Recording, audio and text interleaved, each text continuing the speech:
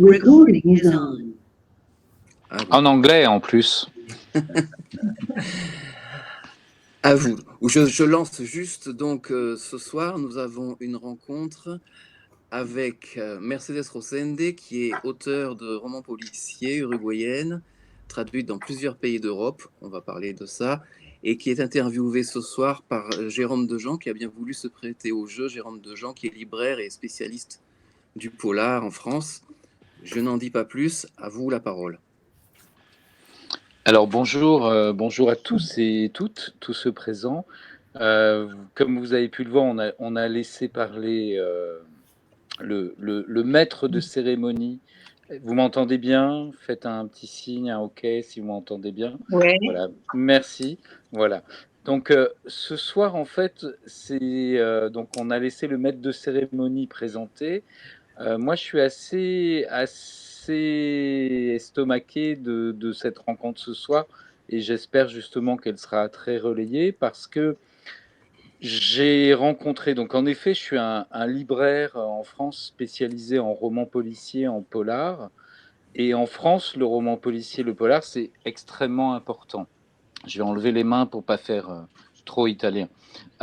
C'est un genre qui fonctionne, c'est un genre qui vend dans les librairies, c'est un genre qui interroge le monde.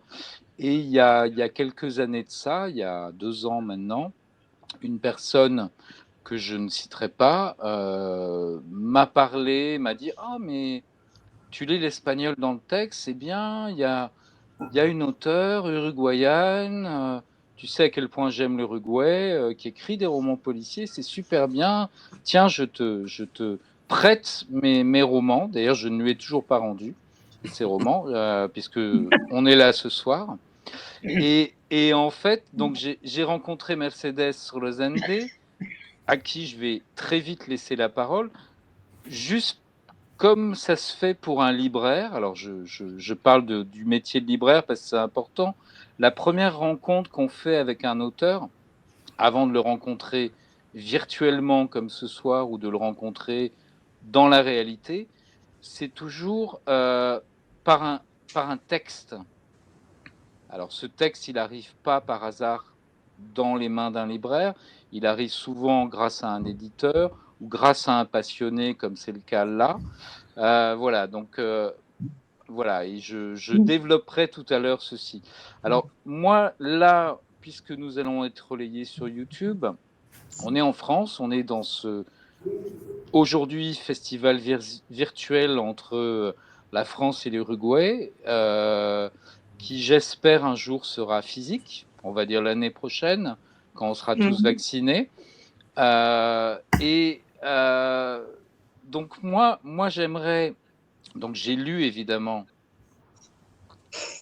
certains livres, pas tous. J'ai apprécié ces livres.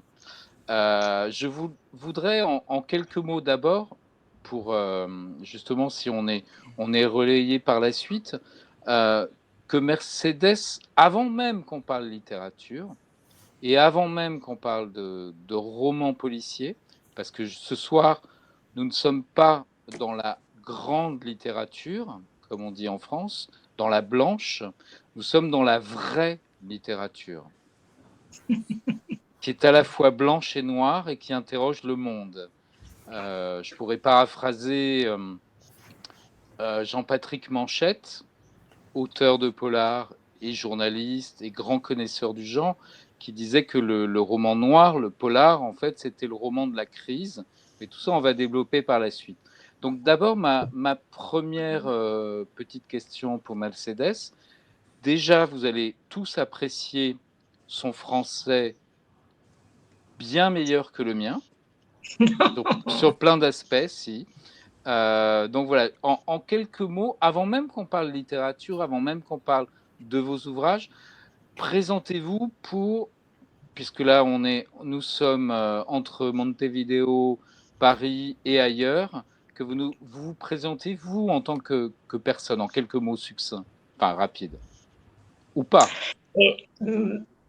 Et je ne sais pas, mais c'est pas facile de se présenter. Et Et je riais quand tu disais que mon français était bon parce que mon français maintenant est très rouillé et quelquefois je ne trouve pas les mots et je ne le pratique pas maintenant, mais j'espère cette année aller en France. J'espère aller. Et je disais mon français est rouillé parce que j'ai appris avant à écrire et à lire en français qu'en espagnol. Alors, j'ai fait mes premières années de l'école en France. Alors, je parlais très bien comme tous les Français. Et après, je le pratiquais en Haïti, je travaillais en Haïti. Et après, à Montevideo, à l'école aussi. Et, mais maintenant, je me répète et je suis rouillée. Et bon, et Mercedes Rosende est une avocate et est une notaire. Et je travaillais de notaire en Uruguay. Mais après, avec le temps, j'ai commencé à écrire.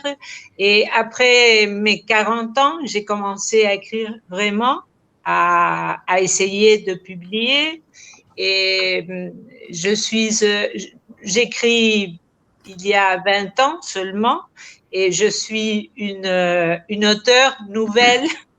Et, et bon, et un jour, je m'ai rendu compte que la littérature était occupée presque tous mes jours, que la littérature occupait presque toute ma vie. Alors, j'ai laissé le droit et j'ai commencé à exercer, à travailler seulement avec la littérature.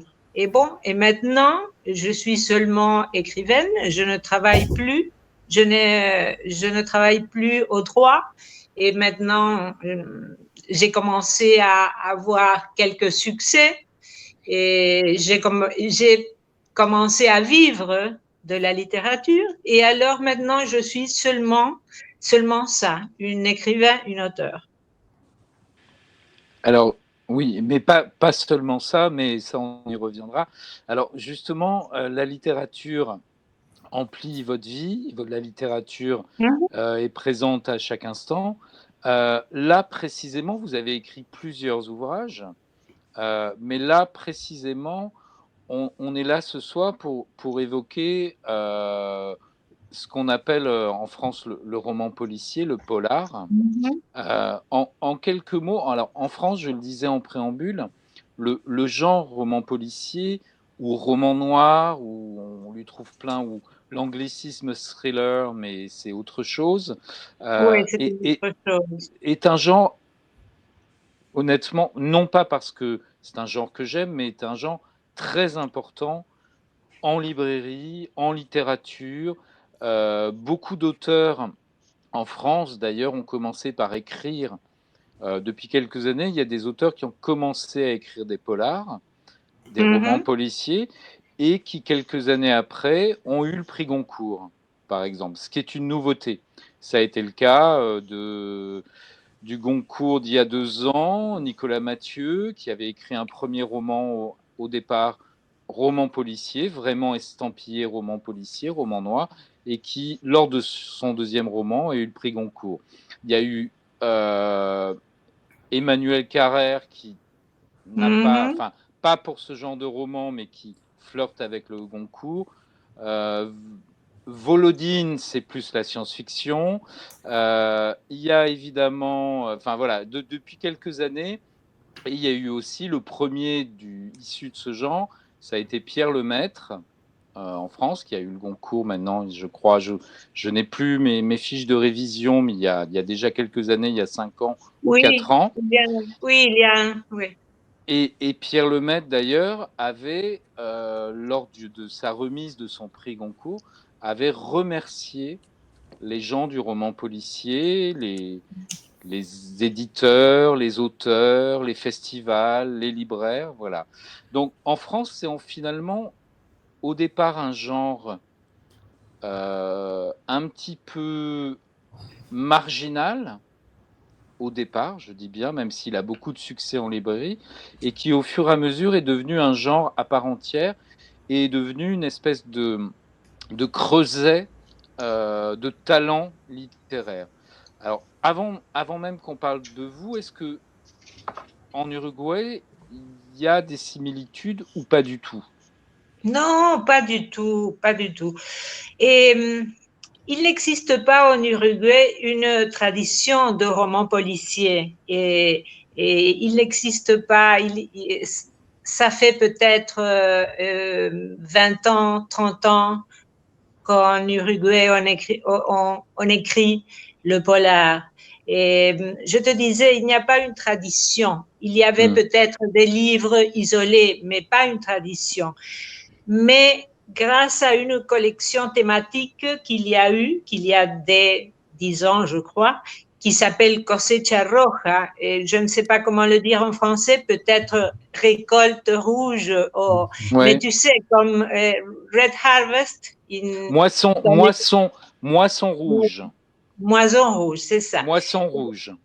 Et Red Harvest aux États-Unis. Bon, Ouais. maintenant, cette collection a environ, je ne sais pas combien, mais 30 livres. Mais c'est ce que je te dis. Et il n'existe pas une tradition solide de polar en Uruguay. Maintenant, on a une semaine de la littérature policière, mais on n'a pas vraiment une construction littéraire avec critique et tout ça. Et c'est une chose de très, très nouvelle en Uruguay. Mais maintenant, on est en train de le construire. Et alors, justement, si j'ai réussi à... Pardon, je veux dire une autre chose. Et même, nous sommes, et je crois que 2 femmes que nous écrivons et polar en Uruguay. Et l'autre femme a seulement un roman de l'année dernière qui s'appelle Cecilia Rios. Mais je crois que nous sommes seulement 2 femmes. D'accord. Alors, si j'ai pu aussi bien traduire l'espagnol sur Moisson rouge, c'est parce que Red Harvest, c'est un livre de Dashiell Hammett. Voilà. Et en tout cas, la traduction en français, c'est Moisson rouge. Et d'ailleurs, c'est assez drôle parce qu'il y a quelques années en France, là je fais une petite virgule, il y avait un éditeur qui n'existe plus aujourd'hui, qui s'appelait Moisson rouge en France. Voilà, c'est assez drôle. Et alors, justement, moi, ce qui m'intéresse dans votre travail et dans vos livres, c'est justement, vous dites qu'il n'y a pas de tradition du roman policier, alors que dans d'autres pays, là on parle de l'Uruguay, mais dans d'autres pays d'Amérique du Sud ou d'Amérique centrale, il y a une tradition, ou du moins il y a des auteurs phares voilà.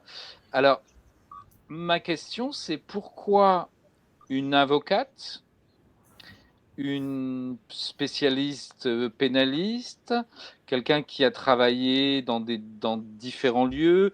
Vous avez évoqué votre jeunesse en France, enfin du moins le fait d'avoir appris le français, vous avez travaillé à Haïti.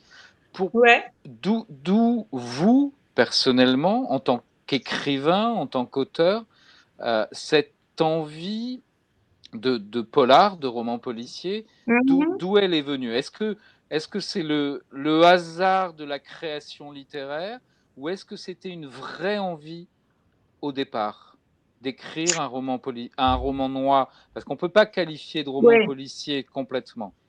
Non, pas complètement. Et ça, c'est important. Mes livres ne sont pas complètement des policiers, sont plutôt des polars, non? Ou des romans noirs. Mais pourquoi? Bon, je crois que on écrit ce qu'on aime lire. Peut-être c'est ça.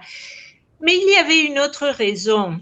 Et je ne voulais pas écrire un polar. Quand j'écrivais mon premier roman, je voulais seulement écrire. Et quand j'ai terminé, quand le roman a été terminé, et un ami m'a dit, mais tu as écrit un polar, un policier. Et j'ai pensé, je ne m'avais pas aperçu. Et ça n'a pas été conscient. Et alors, je me demandais pourquoi j'avais écrit un polar. Et je pense que maintenant, les frontières des polars sont très diffusées, comment dit-on en français, très souples. Très souple, hein, ouais. Oui, les frontières ne sont pas dures. Et je voulais écrire quelque chose qui est avec de l'humour et avec le crime aussi. Et je voulais parler des choses que m'inquiétaient, des choses que pour moi étaient importantes, mais sans solennité. Et sans être très sérieuse. Je voulais avoir de l'humour. Et alors, j'ai trouvé cette manière de le faire, n'est-ce pas? Et j'ai trouvé que le roman policier était peut-être la meilleure manière de le faire. Et je voulais des personnages drôles, je voulais des héros un peu fous, je voulais des situations amusantes, des dialogues fous. Et tout ça, comment le faire? Comment le canaliser, tout ça? Et j'ai pensé, ou peut-être je ne l'ai pas pensé, seulement je le fais, et je l'ai fait, et ça a résulté un roman policier.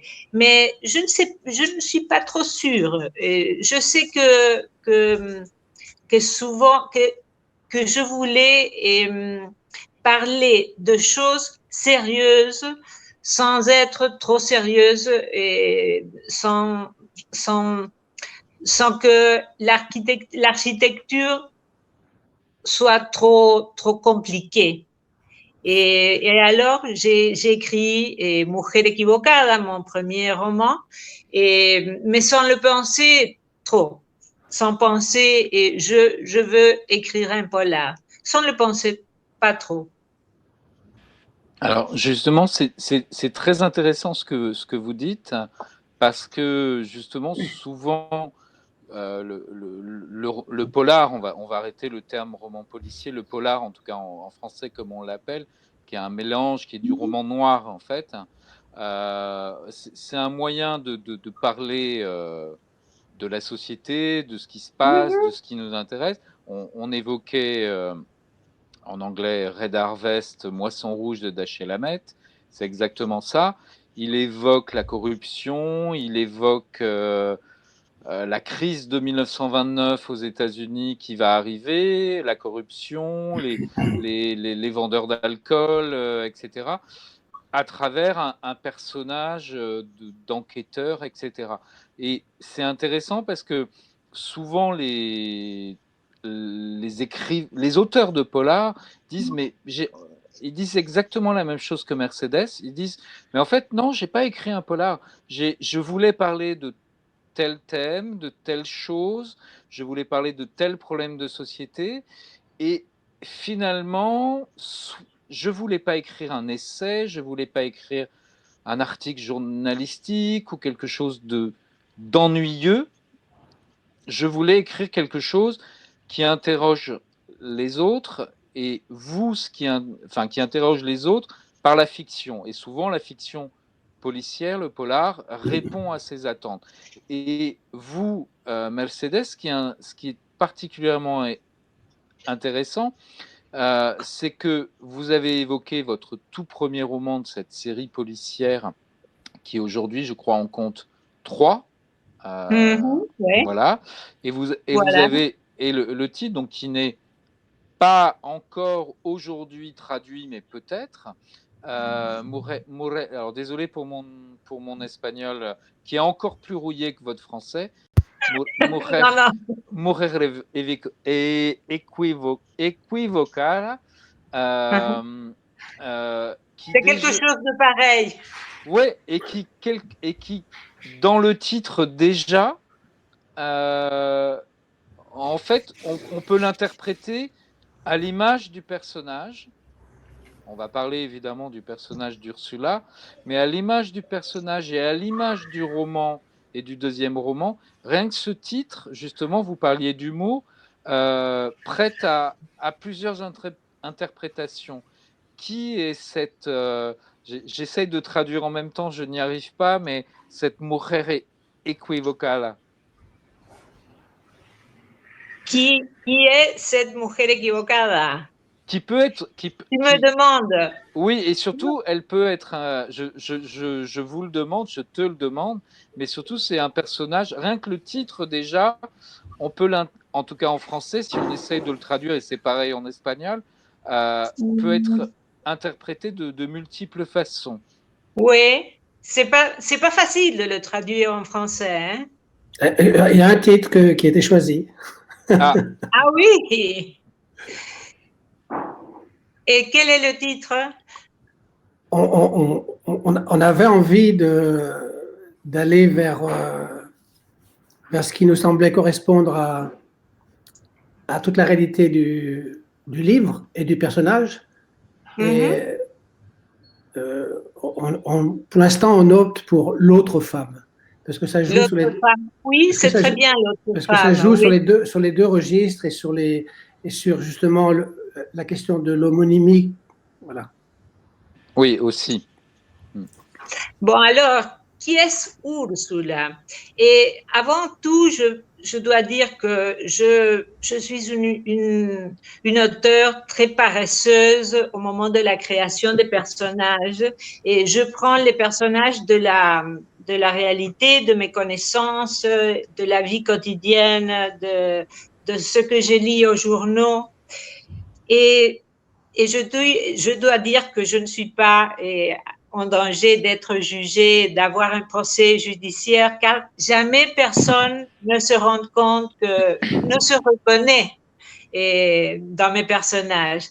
Et ça, c'est toujours pareil. Hein. Je pense que je dis ça et quelques-uns frissonnent, mais c'est pas grave, parce que jamais personne ne se reconnaît. Alors, n'ayez pas peur. Bon, qui est Ursula? Et j'ai pris le personnage d'Ursula de l'histoire qui m'a raconté un homme, une personne que j'ai connue dans un aéroport. Il a commencé à me raconter une histoire sur sa ex-épouse et tout à coup, il a laissé de parler. Il a changé le sujet, il a commencé à parler de la météo ou je ne sais pas de quoi. Et alors, moi, je savais que j'étais devant un personnage. J'avais compris que j'avais un personnage devant. Alors, et je suis un peu timide, mais j'ai dit à l'homme, et vous pouvez continuer à me parler de X, de sa ex-épouse. Et l'homme m'a regardé un peu étonné. Et bon, mais il a commencé à parler parce que tout le monde, il ne voulait rien d'autre que parler de ses problèmes. Et alors, il a repris le sujet de ma future Ursula. Et alors, c'est ça, c'est comme ça qui est née Ursula, et d'un voyage et dans un aéroport. Et après, Ursula a commencé à changer un peu, évidemment. Mais le premier livre, Mujer equivocada, a presque les mêmes histoires qu'il m'a racontées. Et sûrement, elle n'était pas un assassin, mais c'est presque la même Ursula qu'on m'a racontée au aéroport. Alors, c'est le processus créatif d'Ursula. Et justement, ce qui est intéressant, c'est que le roman, peut-être vous pouvez, ce premier roman, vous pouvez peut-être nous en dire quelques mots, parce que l'intérêt, c'est que vous parliez, c'est que vous nous dites, que vous nous donniez envie de lire. Alors, jusqu'à ce matin, on pouvait vous lire en espagnol, on pouvait vous lire en italien, on pouvait vous lire en allemand, en anglais. Et l'année prochaine, c'est donc la très bonne surprise de ces derniers jours, on va pouvoir vous lire en français. Mais justement, puisque votre futur éditeur est parmi nous ce soir. Voilà. Mais ce que je trouve intéressant, justement, c'est que dès le début du roman, donc c'est pour ça que je faisais allusion au jeu de mots du titre du roman, c'est que Ursula, ok, c'est un personnage, en fait, c'est un homme qui vous a décrit ce personnage, et à partir de là, vous avez créé, vous avez joué au docteur Frankenstein, et vous avez créé Ursula. Parce que Ursula, justement, alors, dans le roman, dans ce premier roman, et dans le second aussi, d'ailleurs, on retrouve, elle s'appelle Ursula Lopez, et Ursula Lopez, tout le début du premier roman vient d'un quiproquo, d'une erreur. Voilà. Et ça, justement, c'est quelque chose d'assez intéressant parce que c'est presque, on parlait tout à l'heure de romans noirs, de romans policiers, mais c'est presque un ressort alors désolé encore pour l'anglicisme, mais même en France on l'utilise, c'est presque un ressort du whodunit, le roman façon Who Done It, le roman à la Agatha Christie, et pas que, où il y a le roman policier anglais classique, où souvent il y a des quiproquos. Il y a une erreur de personnage, une lettre qui arrive au mauvais destinataire, etc. Mais cette Ursula Lopez, notre personnage, en plus c'est un personnage extrêmement féminin, extrêmement féministe, mais un personnage très atypique, on va dire, dans la littérature et en particulier dans la littérature policière. Ce n'est ni une femme fatale, peut-être, quoique, voilà, peut-être. Ce n'est pas Miss Marple, c'est quelqu'un qui est en elle-même, comment je pourrais dire ça intelligemment, qui est trop, qui est beaucoup trop, tout le temps. Too much. Elle est too much. Oui, mais justement, j'ai fait trop d'anglicisme déjà. J'arrête. Mais qui est vraiment trop. Elle est too much dans son poids, dans ses réactions, dans son humour, dans sa façon de parler, de bouger, de parler aux gens. Ça, j'imagine. Est-ce que la personne qui vous a donné l'idée de ce personnage, est-ce que ce personnage était comme ça, ou est-ce que c'est vous qui avez décidé de pousser comment dirais-je, les curseurs, les boutons de technique? C'est pas clair, Mercedes, ma question. Non, c'est absolument clair. Non, c'est très clair. Pourquoi ce personnage est aussi too much, justement? Et le personnage réel était aussi too much. Et la personne qui m'a raconté, qui m'a fait cadeau de ce personnage et m'a dit que c'était un personnage extrême toujours. Et les histoires étaient vraiment des histoires extrêmes. Mais pourquoi elle est aussi too much? Bon, je ne sais pas, mais peut-être parce que j'ai identifié et plutôt supporté, et je crois que comme toutes les femmes du monde, des stéréotypes physiques diffusés par le marché de consommation de la beauté. C'était une inquiétude que j'avais toujours, et l'inquiétude comme je te disais, de la consommation du marché de la consommation de la beauté, les produits cosmétiques, les chirurgie esthétique et le marché de la mode.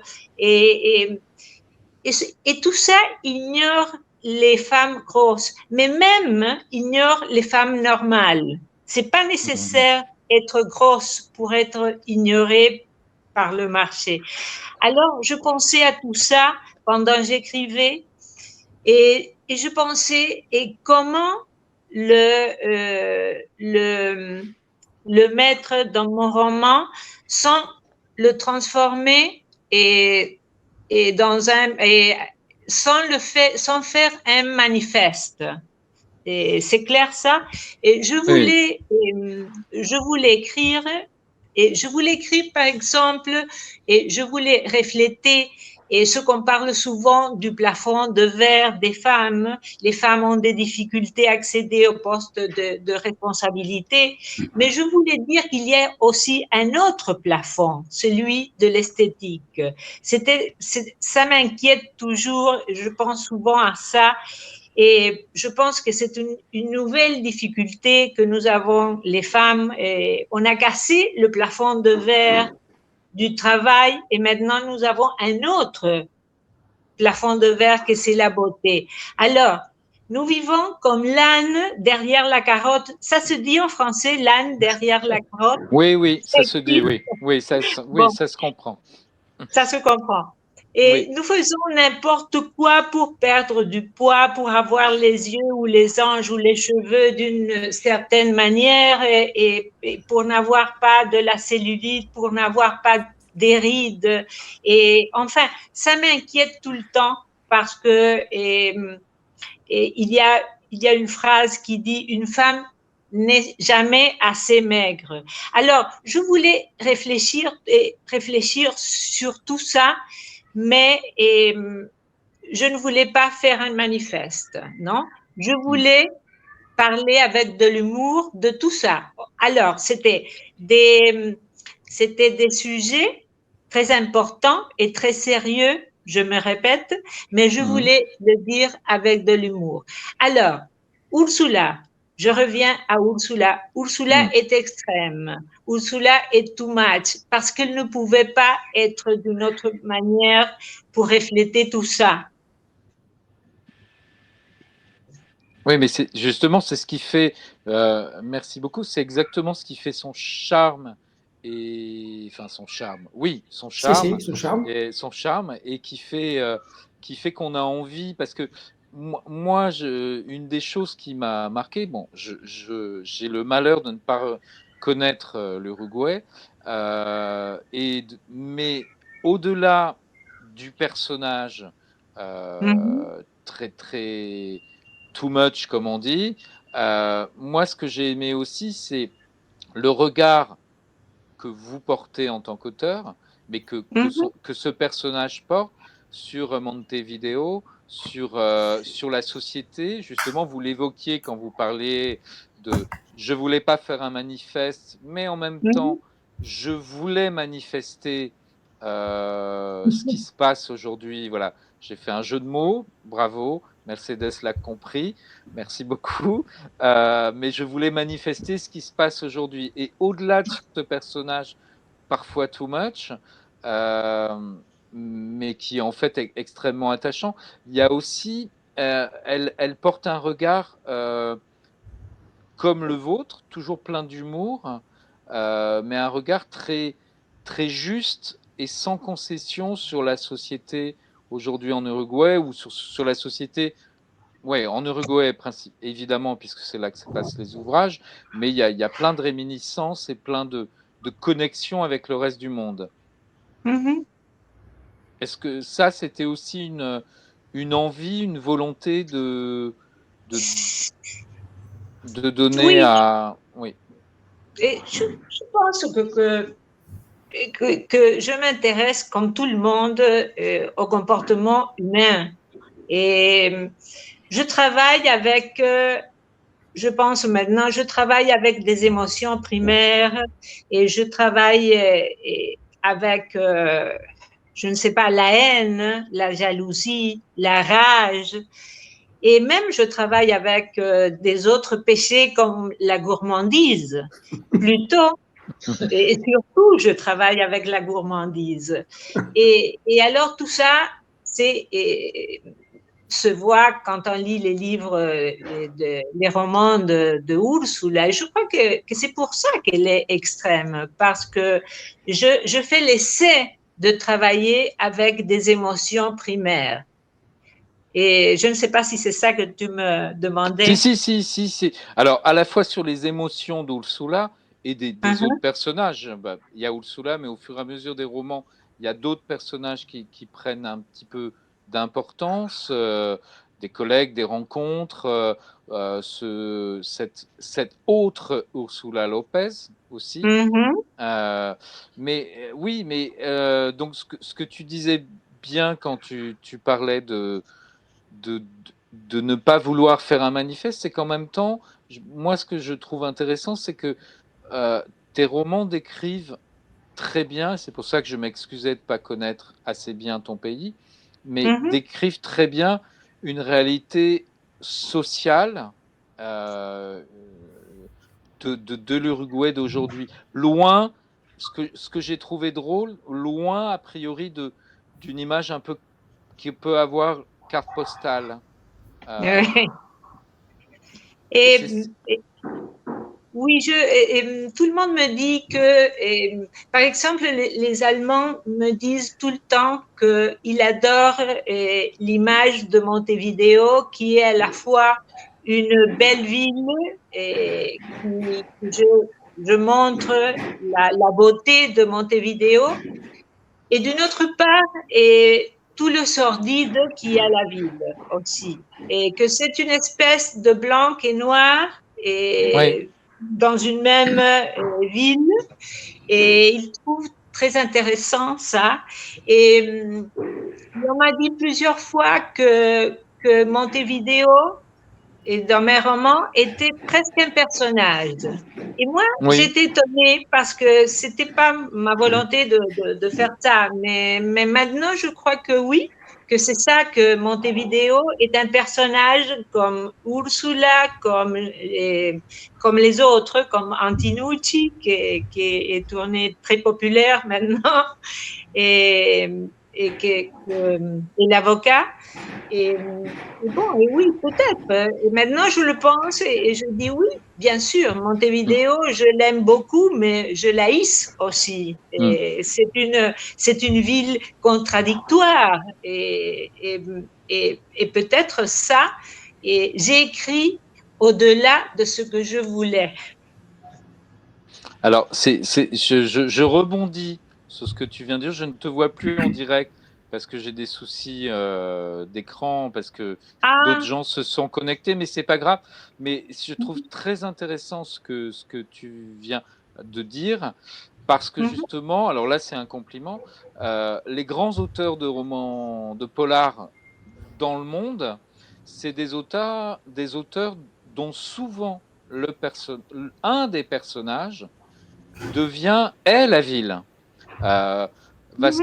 Pour parler des auteurs de langue espagnole, Vázquez Montalbán, qui est considéré comme un des plus grands auteurs de ouais. polar du monde, alors même s'il est à Buenos Aires, désolé, il est allé en Argentine, son personnage, et un de ses personnages, c'est la ville de Barcelone.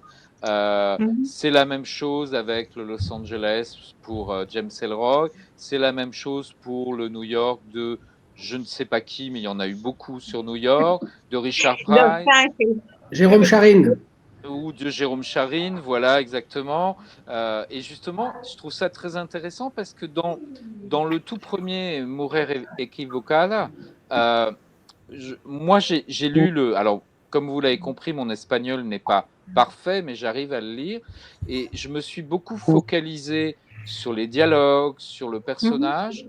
Et en lisant le deuxième et le troisième, en effet, j'ai vraiment eu le sentiment que Montevideo et le pays devenaient un personnage à part entière du roman. Et ça, je trouve ça, c'est un compliment que je fais parce que c'est c'est le signe des grands auteurs.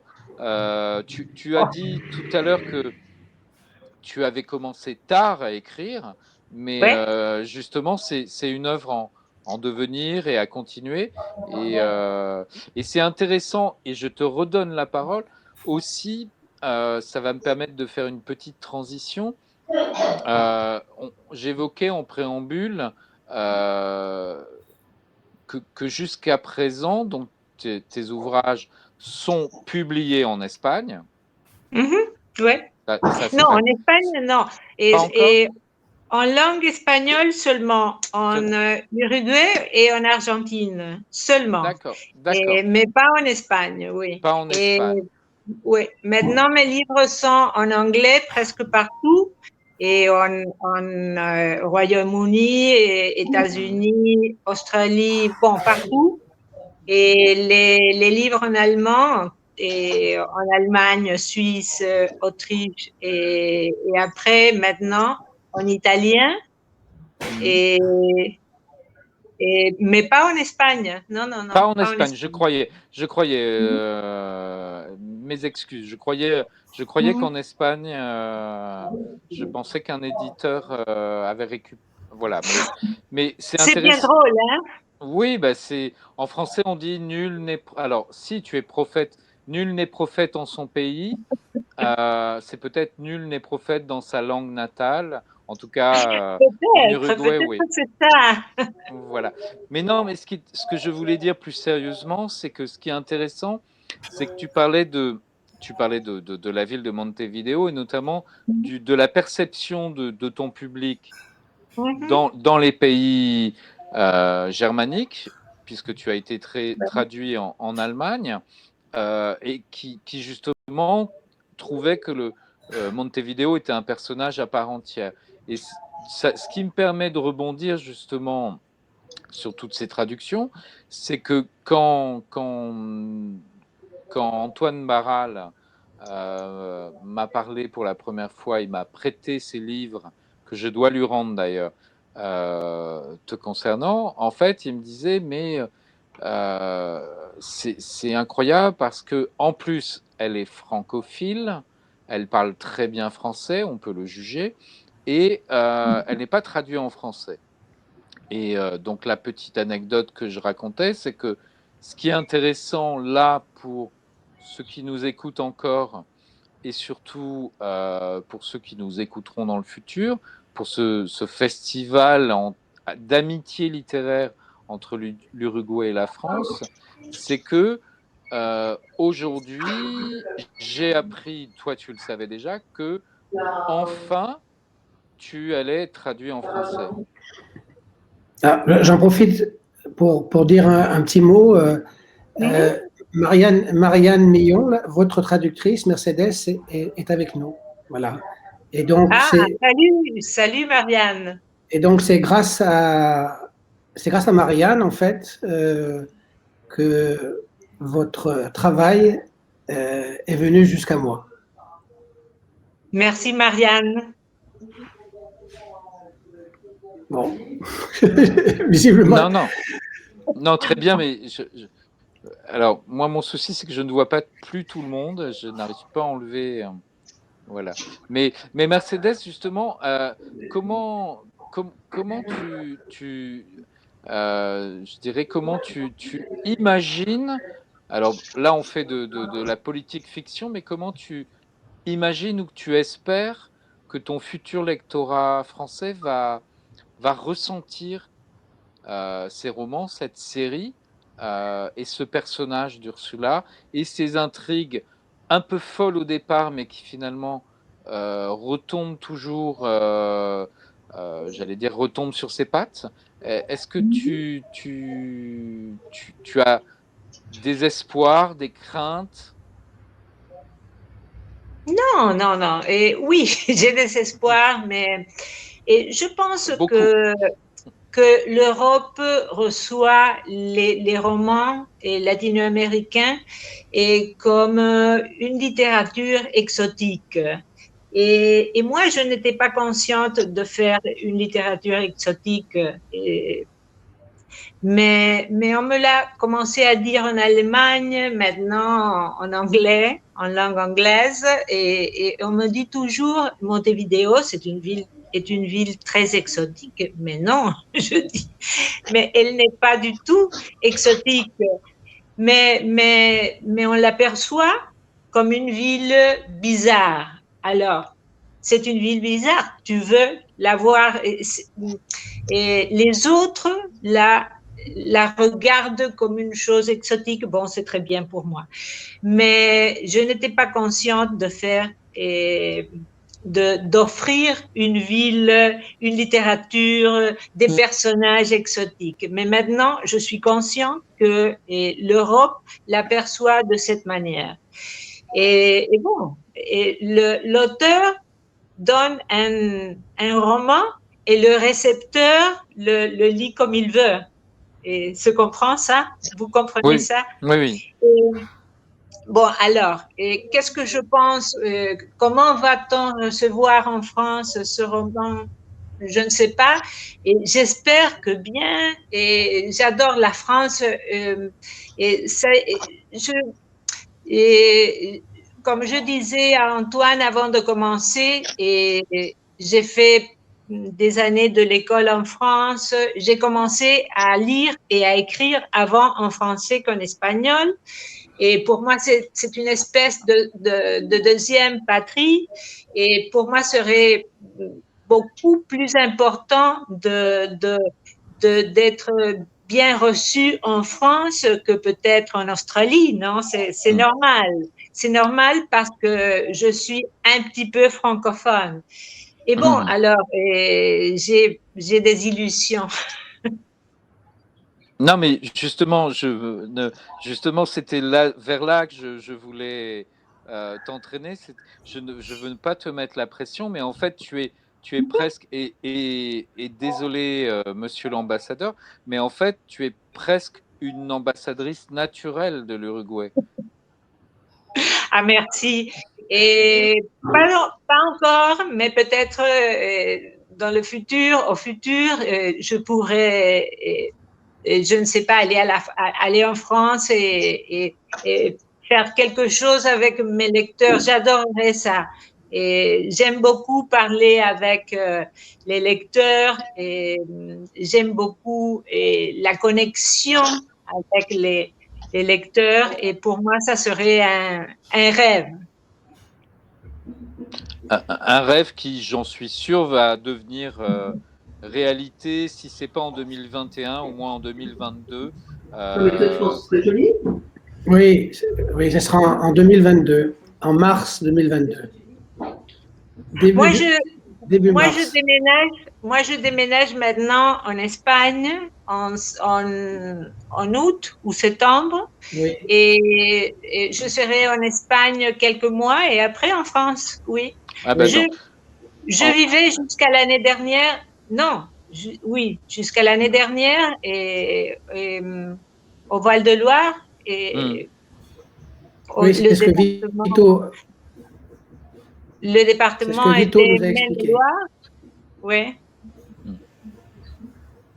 Alors, la petit trait d'humour, vous avez compris, j'aime bien les petits traits d'humour. C'est une très bonne nouvelle, ça, Mercedes, parce que justement, que tu sois en Espagne et en France, les éditeurs, même si le roman policier a parfois du succès, sont très contents quand ils n'ont pas à payer un avion entre Montevideo et Paris. C'était une petite plaisanterie pour votre futur éditeur qui est présent ici.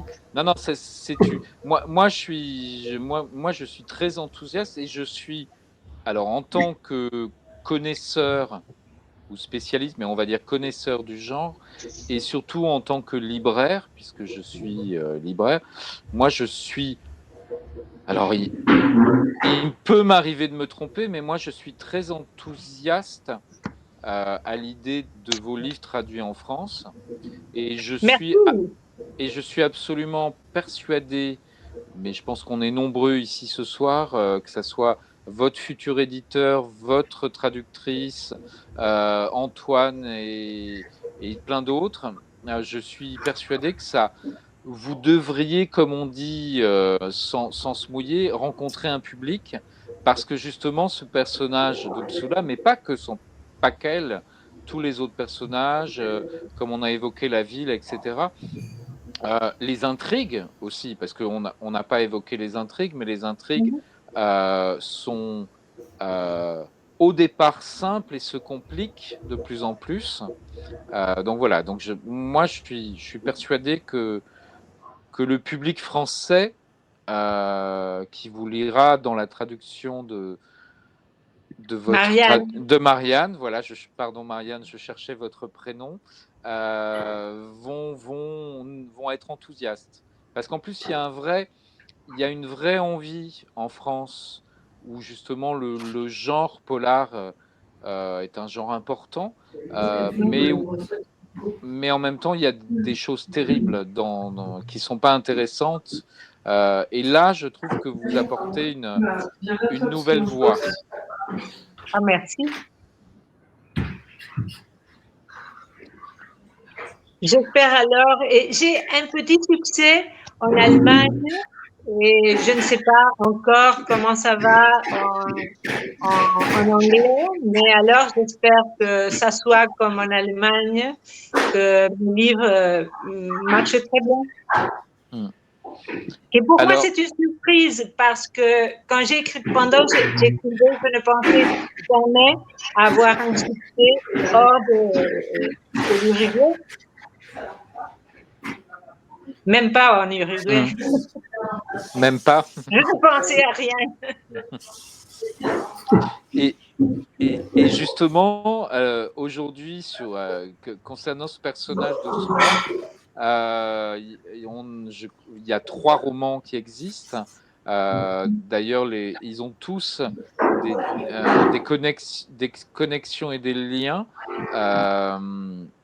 d'une histoire à l'autre. On a un peu l'impression que, je vais employer un mot un peu plus savant, il y a un arc narratif commun entre les romans, et là, projetons-nous dans un futur très lointain. Cet arc narratif, est-ce que vous allez continuer à le faire rebondir? Est-ce que vous avez d'autres écritures concernant ce personnage, ou est-ce que vous allez faire comme Sherlock Holmes à un moment donné, vous allez plus supporter, comme Conan Doyle, vous n'allez plus supporter Sherlock Holmes et vous allez faire disparaître Ursula ou la faire maigrir? Non, c'est pas possible.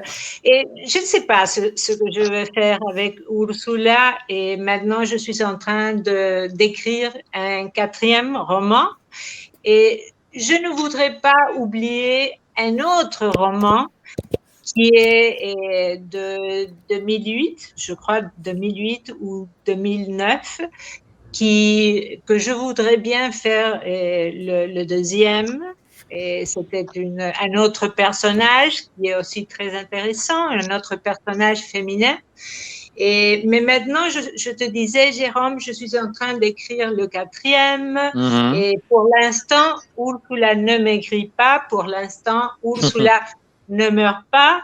Et alors, elle continue, mais elle continue hors de l'Uruguay. Elle est maintenant dans la frontière entre l'Uruguay et le Brésil. Et elle est... Bon, ça ne m'intéresse pas, mais elle n'est pas à Montevideo. Alors, elle n'est pas... Je n'ai plus le personnage de la ville de Montevideo. Et malgré ça, Montevideo va apparaître avec des autres personnages, par exemple la commissaire. Mais maintenant, Ursula n'est plus à Montevideo. Et je te disais, je suis en train d'écrire le 4e, et je ne sais pas s'il y aura un 5e livre. Et je pense que pour l'auteur, c'est une espèce de charge, le devoir d'écrire sur un personnage. Et je ne le voudrais pas pour mon futur, pour mon avenir. Et je voudrais peut-être me libérer de Ursula, mais pas maintenant, pas maintenant. Je l'aime encore. Non, pas tout de suite. Et je l'aime encore et je voudrais bien écrire des histoires de Ursula, mais je ne voudrais pas toute ma vie écrire seulement et, et d'Ursula. Non, c'est Non, pas c'est pas un karma dans ma vie. non, non, je comprends, mais en même temps, justement, faut s'attendre à ce qu'il y ait justement une sorte de plaisir à retrouver le personnage, mais je comprends parfaitement que tu ne souhaites pas être enfermé, en fait, dans... Enfermer toute la vie, non, non. Je voudrais bien parler et je te disais réfléchir et parler de notre culture, de nos mandats, du marché de la consommation, de tout ce que nous voyons autour de nous et que nous apprenons plus ou moins consciemment depuis le plus jeune âge que, et que le marché de la consommation nous donne quelques structures de ce que nous jugeons Mhm. beau. Je veux bien parler de tout ça, mais pas toute la vie, pas toute la vie avec le même personnage. Et je ne sais pas si je suis claire, mais je voudrais bien parler des mêmes sujets, mais avec des Mhm. autres personnages, avec des Des autres autres personnes. histoires, pas toute ma vie avec Non, Ursula. non, mais mais Mercedes, pour le futur public français, pour eux, c'est le début. Donc, petit conseil, ne dis pas tout de suite que tu veux arrêter. Ne dis pas tout de suite. Non, non, mais par l'instant, Jérôme, j'aime beaucoup Ursula et par Oui, l'instant, je reste avec elle. bon. Et justement, tu disais que là, tu écrivais le quatrième roman et que Ouais, elle se déplaçait de Montevideo jusqu'à la frontière avec le Brésil. ouais. Euh, Est-ce que justement, alors pas spécialement Ursula, mais tu as beaucoup voyagé, Mm. tu as fait plusieurs missions à travers le monde, notamment on en a parlé à Haïti, encore un pays francophone. Euh, Justement, est-ce que, Pas tout à fait, pas tout à fait, mais pas oui, tout à fait, pas con, un peu francophone. oui, pas complet, oui, mais si, c'est la francophonie Haïti. Mais, Ouais.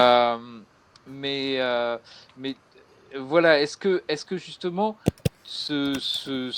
cette culture différente, est-ce que ça aussi, euh, alors j'entends des gens qui tapent en même temps. Oui, C'est la pour Oui, ça que télévision je. peut-être. il y Mais avait, il- est-ce que ça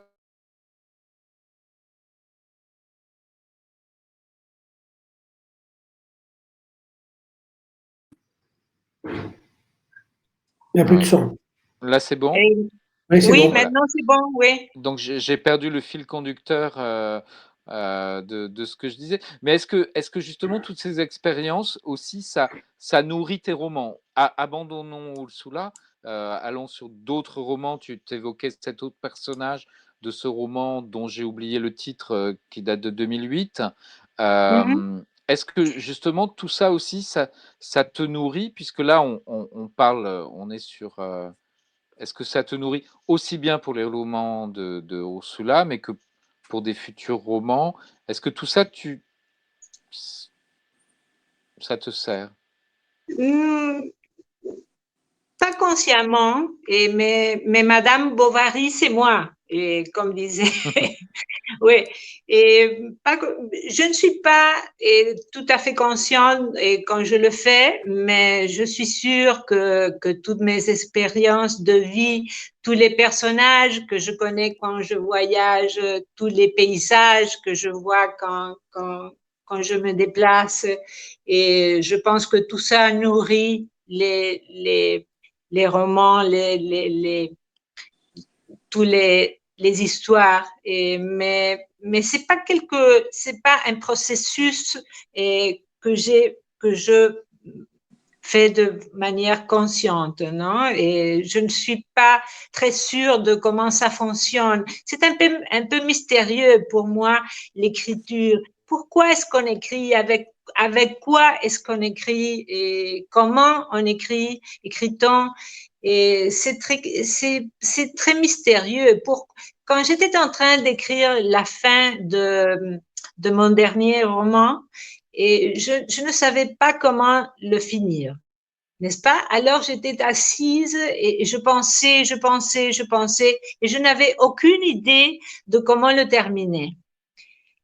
Et un matin, je me suis réveillée, j'ai descendu les escaliers et je me suis assise devant l'ordi et je ne sais pas comment j'ai écrit la fin qui avait 17 pages, je crois, sans respirer, sans même prendre un café et sans regarder les réseaux sociaux et sans regarder le courriel. Et j'écris 17 pages et je ne sais pas comment ni pourquoi et je ne sais comment je suis arrivée à cette fin et je crois que c'est la meilleure fin que j'ai dans tous mes romans. Et je ne sais pas comment et je l'ai pensé. Je suis sûre que je ne l'ai pensé jamais. Je l'écris seulement. C'est très drôle. C'est bizarre, mystérieux. Et justement, peut-être, juste avant de peut-être te laisser, parce que je voyais des interventions, voilà. Justement, j'allais rebondir là-dessus. Tu parlais là de la fin de ce roman qui était arrivé d'un bloc, d'un coup. Est-ce que parfois des personnages, est-ce que les personnages parfois, alors pas uniquement Ursula, mais les autres qu'on va rencontrer au fur et à mesure, est-ce que les personnages parfois échappent à ce que tu imaginais d'eux? C'est souvent une question. Il y a deux catégories d'écrivains, ceux qui disent non, jamais, et ceux qui disent oui, parfois. Je pense que, Jérôme, je pense que toute la littérature échappe de ce que l'auteur veut faire. Et je te disais que j'ai écrit tout à coup un final et je ne l'avais pas pensé. Et je pense maintenant que les personnages et beaucoup de fois font ce qu'ils vont faire. Et quand j'ai pensé à Ursula, premièrement, elle n'était pas une assassine, on dit assassin. Assassin. Une meurtrière. Elle n'était pas une assassin et elle était une femme courante, elle était une femme quiconque. Mais au fur et à mesure que le roman avançait, j'ai commencé à pas penser et presque à sentir que c'était une assassin. Et je ne sais pas comment, j'ai arrivé à savoir qu'elle avait tué son père et sa tante. Et je ne sais pas comment je suis arrivée à ça. Après, Ursula, au fur et à mesure que les romans se sont succédés, Ursula a commencé à changer. Et je ne sais pas, je ne sais pas du tout comment. Et c'est la même chose que je te raconte au sujet de la fin du troisième roman. Je ne sais pas comment je suis arrivée à cette fin.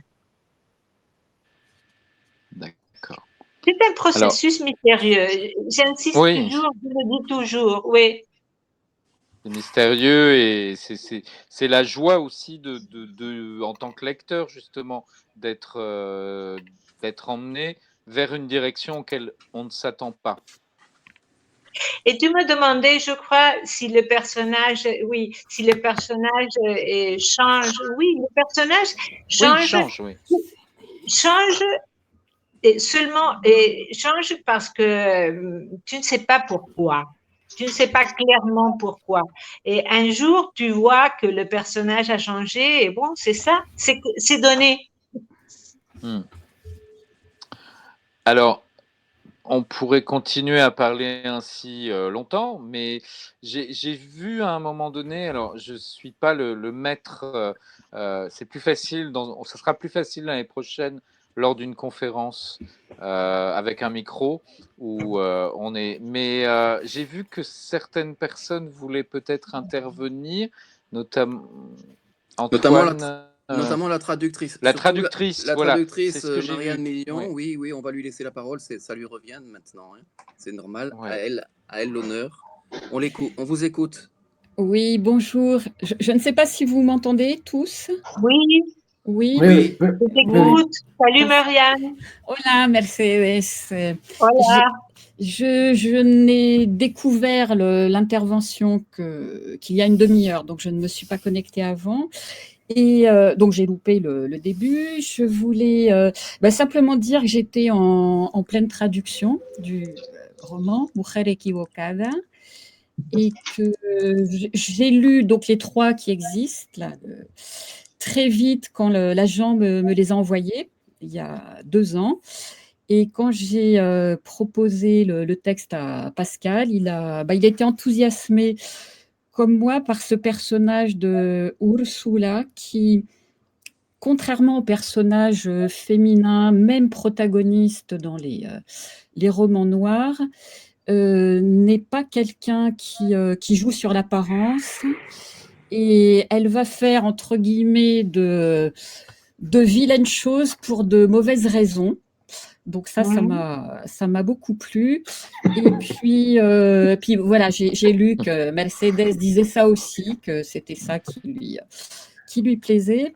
Et puis que on le voit dans le roman et au fil des suivants, Ursula, et c'est un peu comme les matrioshkas, quoi. C'est-à-dire qu'on a une Ursula au départ, et puis après on en découvre une autre, comme si elle attendait cet événement précis, cet appel téléphonique, on ne va pas tout raconter, pour sortir el lado oscuro, son côté noir. Le côté noir, oui. Et ça, ça m'a beaucoup plu, entre autres. Et puis Montevideo, qui est un personnage en soi dans le roman, avec les côtés noirs aussi. Voilà. Bon, je ne vais pas être plus longue parce que je pense qu'il y a d'autres interventions. Mais puis je suis très contente d'avoir découvert ce roman et puis de savoir qu'il va être chez Quidam dans un an, en fait. Un peu plus d'un an. Oui, au mois de mars, début mars. Dans un peu moins d'un an, alors. Voilà. Oui. Mars 22. Mars 22, super. Oui. Voilà. Et ce que je peux dire, Mercedes, c'est que la traduction est excellente. Ah. Merci, Pascal. Non, mais c'est vrai, tout de suite. Voilà. Elle est en cours. Elle est en cours. Oui, mais bon, maintenant, on se connaît un peu, Marianne. Donc, Merci, Marianne. Merci. Merci à toi, déjà, d'avoir écrit ces textes. Voilà. Il y a des textes. Pardon, dès qu'on les lit, on est touché par différentes choses, pour différentes raisons.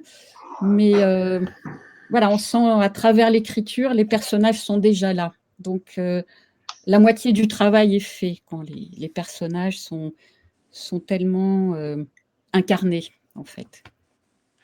Mais pour le coup, c'est vrai. C'est l'incarnation réelle. Et puis, tout l'éventail qui se déploie tout de suite en l'espace de quelques chapitres, oui. on est happé tant par l'histoire qui est racontée que par la situation et ce personnage totalement inattendu, insolite, et qu'on ne cerne pas. C'est ça qui est plaisant. Ah. Oui. Je suis très contente de connaître l'éditeur, la traductrice. C'est très joli pour moi. Mais pour nous aussi. Pour nous aussi. Et on espère vraiment te voir pour la sortie du livre en France. Ah, j'espère. J'espère, bien sûr. Je serai là. On va organiser une tournée. Oui, bien sûr. Je crois qu'on y sera tous parce que c'est vrai que les vidéoconférences, c'est bien, mais en vrai, c'est mieux quand même. Oui, nettement. Est-ce qu'il y a d'autres interventions, d'autres questions?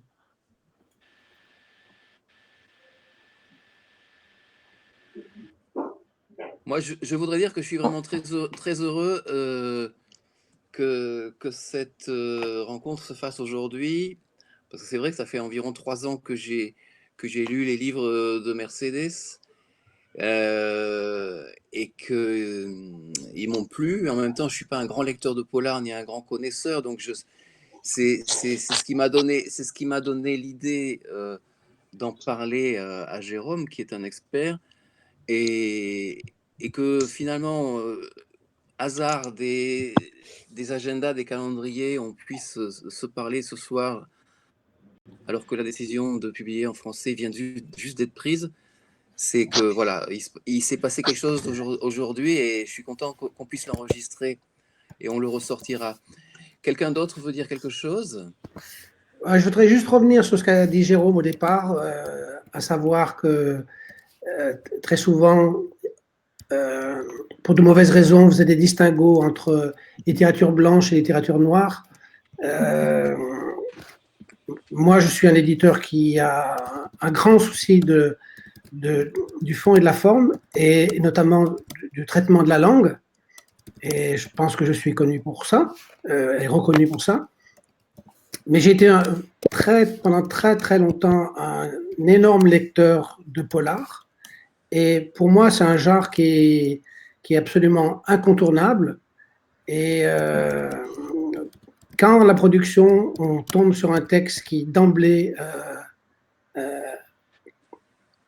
impose sa force, sa singularité totale, ben voilà, il n'y a aucune raison d'hésiter. Voilà, c'est tout ce que je veux dire. Merci beaucoup. Merci. De rien, Mercedes. Alors moi, je fais juste ma petite intervention vous m'entendez, de libraire. Justement, c'est vrai que c'est très chouette et puis c'est un beau moment justement d'échange, de partage et enfin Mercedes va être traduit en français. Youpi, youpi, youpi. Champagne. Champagne, surtout champagne. Surtout champagne. Mais en plus, ce qui est bien, c'est que, comme évoqué sa traductrice et son éditeur, puisque maintenant on peut parler d'éditeur, même pas futur, c'est que le mois de mars 2022, c'est un très bon mois pour la littérature noire, pour la bonne littérature noire, et qu'en plus, mais là je m'avance dans le futur, qu'en plus j'ai eu la confirmation aujourd'hui que le grand festival français, voire mondial de polar, a lieu cette année début juillet à cause de ce que nous venons de traverser, mais que l'année prochaine, il reprenait ses dates habituelles, à savoir début avril. Donc mars 2022 pour une tournée en librairie, début avril pour une présence à Quai du Polar. Voilà, moi à titre de lecteur et de libraire et d'amateur du genre, je signe direct. À titre d'éditeur, je signe direct aussi. Ok. Bon, les contacts sont pris. Alors, cochon qui s'en dédie maintenant, on va se retrouver. On va se retrouver en vrai. Oui. Voilà, c'est exactement ça. D'autres. Oui. Mercedes, n'hésite pas à demander mon mail à Vito, et comme ça on peut échanger avec Marianne, voilà, tous les trois ensemble. Oui, d'accord. Je demande à Vito. Voilà.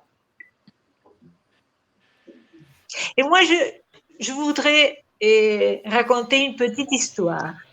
Et je vous ai déjà raconté que le personnage d'Ursula est né et dans un aéroport quand je venais, je ne me rappelle d'où, je crois que de la Bolivie.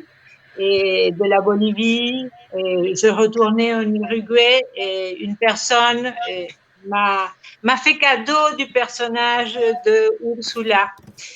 Et je voudrais dire, parce que c'est un peu bizarre, c'est un peu drôle, maintenant, Cet homme est mon mari. Ah, Je suis mariée avec l'ex-époux de Ursula. Tout s'explique. Que bueno. Oui, ouais. c'est une belle histoire, n'est-ce pas? Tu n'as tué personne, Ah oui. rassure-nous.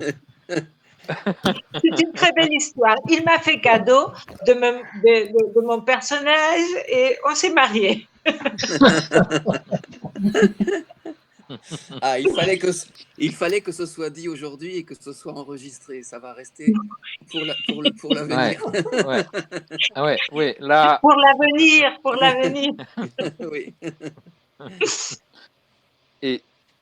Et ça pourrait presque être le mot de la fin, je pense. Oui, Je sais oui, pas. je pense que c'est un point d'orgue, effectivement, qui mérite de rester. Et donc, je vais couper l'enregistrement et on va finir en off. Hein. Ne vous en allez pas tout de suite, j'arrête l'enregistrement.